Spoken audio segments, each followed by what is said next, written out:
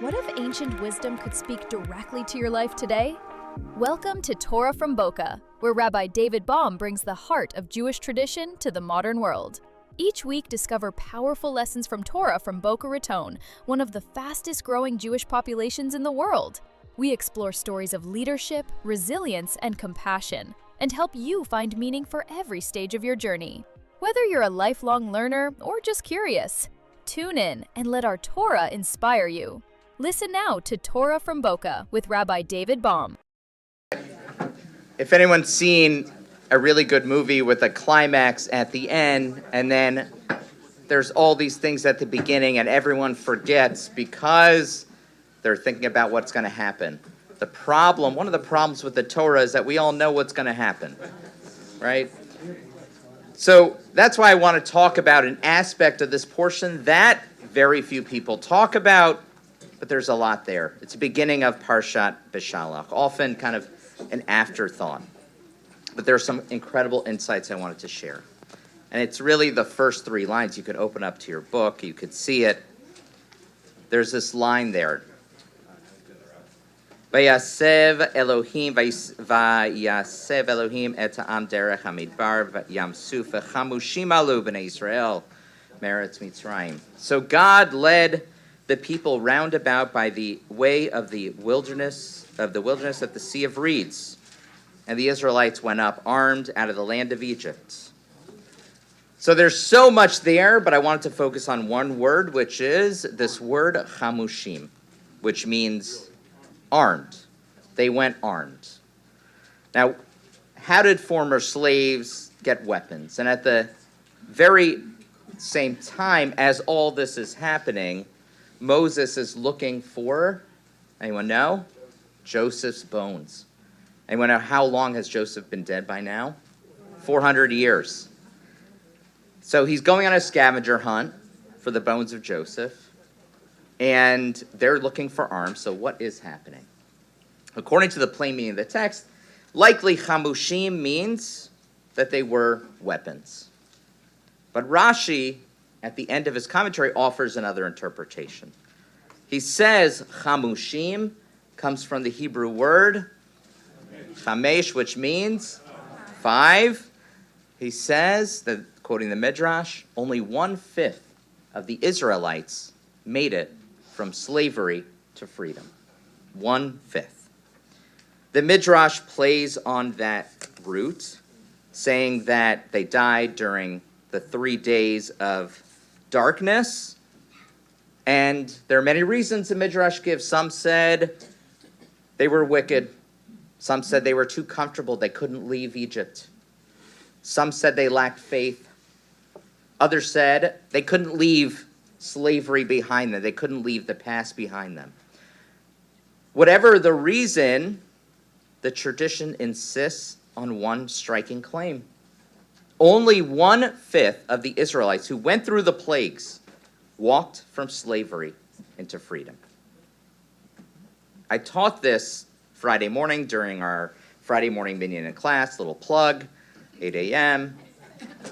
But I had this epiphany as I was talking to the Jews around me. Every Jew alive, everyone who calls themselves a Jew today, you are descendants. We are descendants of the 1/5.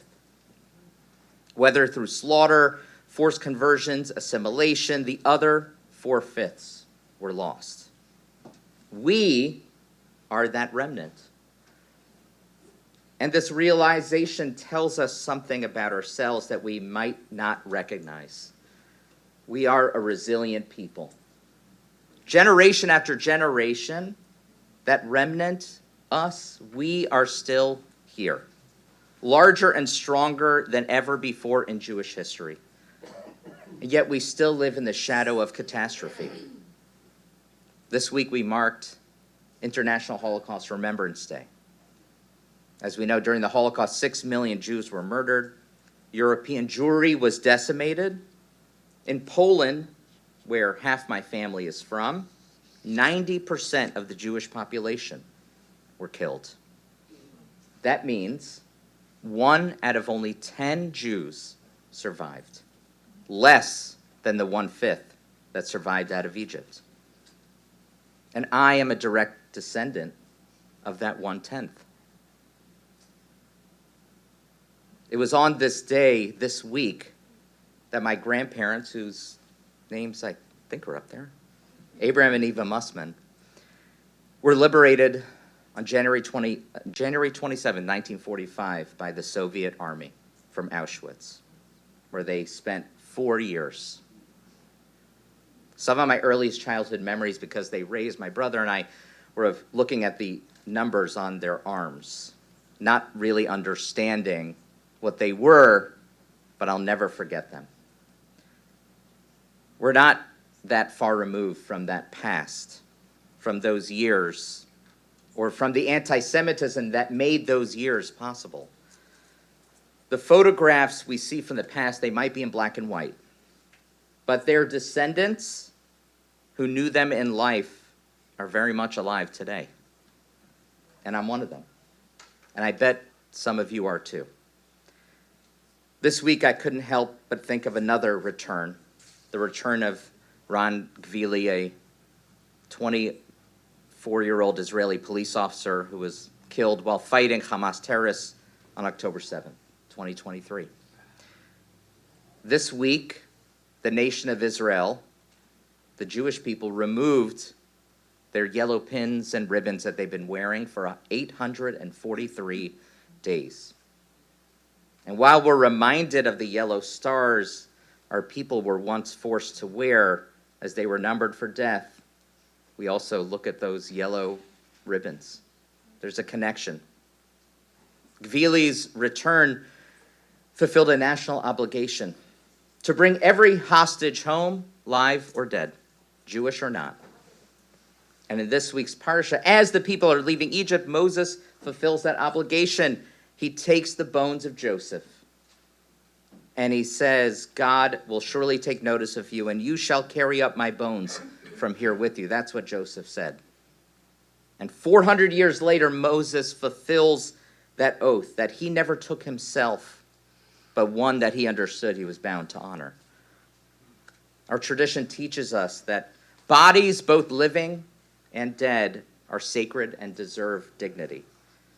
And this week, the Jewish people fulfilled that unwritten promise, an unspoken oath that we make to every single Jew. You will not be forgotten. We will not leave you behind. All of us here are descendants of the 1/5, the remnant that keep walking, the people who carried bones through deserts across generations because forgetting was never an option. To be a Jew is to carry what others would rather abandon. Names, bodies, stories, promises. We move them into an uncertain future, and we say they still matter. We carry our people in our bones. And that is how we cross the sea. That is how we survive. And that is how we stand here now. And that is the oath we continue to keep. If you found inspiration in today's episode of Torah from Boca, please visit Rabbi David Baum at Congregation Sha'arei Kodesh in Boca Raton. Discover more of his teachings and community work by visiting rabbidavidbaum.com. Subscribe, share, and join us again as we connect ancient wisdom to the challenges of today. Thank you for listening.